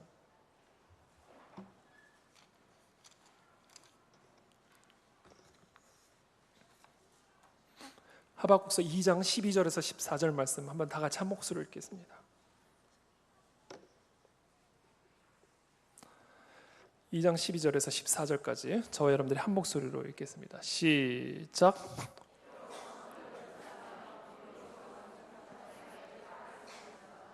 민족들이 불탈 것으로 수고하는 것과 나라들이 헛된 일로 피곤하게 되는 것이 만군의 여호와께로 말미암음이 아니냐. 이는 물이 바다를 덮은 같이 여호와의 영광을 인정하는 것이 세상에 가득함이니라. 결국 이 모든 시대적인 흐름의 핵심적인 이유는 이 시대 정신에 있는 겁니다. 하나님을 하찮게 여기고 하나님의 진리를 하찮게 여기는 이 시대의 정신의 쓰나미를 이겨내야만 됩니다. 이 시대 정신의 쓰나미를 이겨내기 위한 유일한 방법이 있어요. 동성애 반대 운동만으로는 안 됩니다. 반드시 필요하지만 서명 운동하고 길거리에 나서서 시위하고 토론회에 나가서 강력하게 반대 운동을 하는 이런 동성애 반대 운동은 반드시 필요하지만 그것만으로는 안 돼요. 하나님의 진리를 하찮게 여기는 이 시대 정신의 쓰나미를 이겨내기 위해서는 물이 바다를 덮은 같이 여호와의 영광을 아는 지식의 쓰나미가 일어나야만 가능한 일입니다. 결국 우리에게 필요한 것은 부흥이에요. 부흥. 여기 계신 각자가 하나님의 진리를 뿌리를 삼아 토대를 삼아 여호와의 영광을 아는 지식으로 무장이 되어서 공부하고 일하고 사업할 때 물이 바다를 덮은 같이 이 세상에 여호와의 영광을 아는 지식이 쓰나미처럼 덮어져야 됩니다. 그래서 저는 오늘 이 시간 마지막으로 함께 기도하고 마무리 짓기를 원합니다. 하나님, 이 나라 이 민족에게 부흥을 허락하여 주시옵소서. 진리가 아닌 것들이 다 허물어지게 도와주시고 내 안에서부터 하나님의 말씀에 뿌리를 내리지 않은 모든 것들이 분별되게 도와주시고 태워주시고 회심의 역사들이 우리 가운데 일어나게 도와주셔서 물이 바다를 덮은 같이 여호와의 영광을 아는 지식이 우리 자녀 세대부터 어른의 세대에 이르기까지 이 나라의 민족을 덮어 주시옵소서. 음란의 영들은 떠나갈지어다. 어둠의 영들은 떠나갈지어다. 거짓과 혼돈의 영들은 떠나갈지어다. 마지막으로 짧고 굵게 함께 통성으로 기도하고 제가 마무리하겠습니다. 함께 기도하겠습니다. 하나님 아버지, 오늘 이 시간 기도합니다. 오늘 우리에게 부흥의 역사를 허락하여 주시기를 원합니다. 하나님의 진리를 인정하지 않은 이 세상 속에서 여호와의 영광을 아는 지식의 쓰나미가 일어나도록 기름 부어 주시옵소서. 우리 어린이 세대부터 어른들의 세대에 이르기까지 진정한 부흥의 역사가 일어나게 되기를 원하나이다. 하나님의 진리를 두려워하며 하나님의 말씀 앞에 무릎을 꿇고 우리의 몸을 쳐서 복종함으로 하나님의 영광을 드러내는 그런 물이 바다 덮음 같은 부흥의 역사가 이 나라의 민족 가운데 일어나게 도와 주시옵소서. 창원 세관교회가 그와 같은 부흥의 진원지가 될 수 있도록 기름 부어 주시옵소서. 하나님의 진리의 권위가 우리 삶 가운데 회복되기를 원하나이다. 진리가 진리의 위치 가운데 다시금 회복되기를 원하나이다. 하나님의 이름을 욕되게 하고 하나님의 영광을 하나님 모욕하는 하나님 이 시대 앞에 다윗과 같은 바울과 같은 거룩한 분노를 가지고 하나님 아버지 일어서게 도와 주시옵소서. 우리 삶에서부터 진리가 회복되게 하시고 그 진리를 따라 살아가게 도와주시고 우리 삶의 진정한 거룩과 회개의 역사가 일어나도록 주여 성령의 기름 부으심을 허락하여 주시옵소서. 할렐루야. 주님을 찬양하나이다. 하나님 아버지, 오늘 이 시간 우리 창원 세강교회에 모인 하나님의 거룩한 성도들 위해 성령의 기름을 부어 주시옵소서. 하나님의 진리가 아닌 것들은 다 태워질지어다. 음란의 영들은 떠나가고 거짓의 영들은 떠나갈지어다. 하나님의 진리로 무장하여 하나님 이 세상 속에서 하나님의 뜻을 분별함으로 하나님의 거룩한 영향력을 끼치는 하나님의 사람들이 다 될 수 있도록 기름 부어 주시옵소서.